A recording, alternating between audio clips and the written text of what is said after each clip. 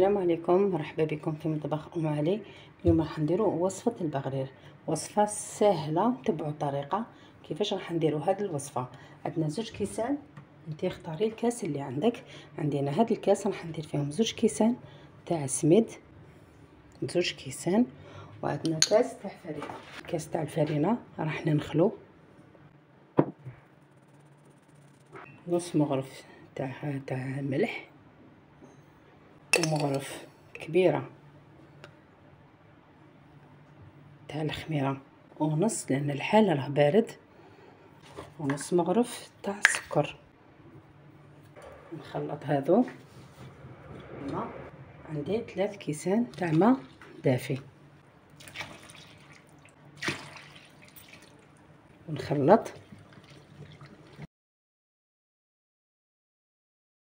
الا شفناه ثقيل نعاودو نزيدو نديرو شويه ماء. كي تخلطي يبان لك القوام تاع هذا البغرير.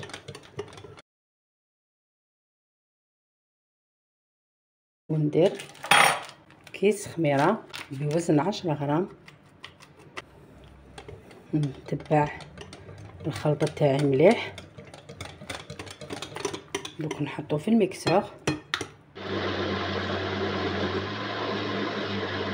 هيك بعد ما ميكسيتو درتو في الميكسور واحد 7 دقائق. وشنو زدتلو ربع كاس تاع الماء، جاني ثقيل. درتلو نص ربع تاع كاس تاع الماء.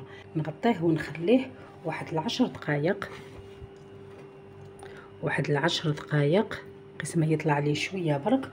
نوري لك كيفاش راني راح نطيبه. هاي ليك حطيت المقله سخونه، راني طيبت كميه كبيره. دوك ندير معكم واحده ولا نخلي المقله سخونه. بسم الله.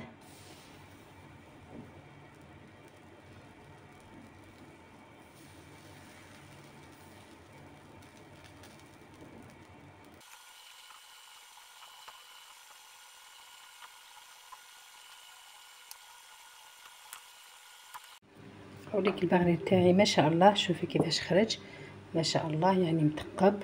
انا شوفي كيفاش وجدته، شوفي.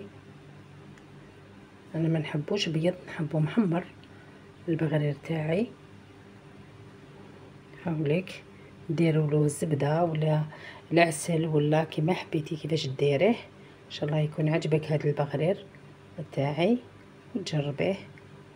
والى فيديو اخر، والسلام عليكم ورحمه الله تعالى وبركاته.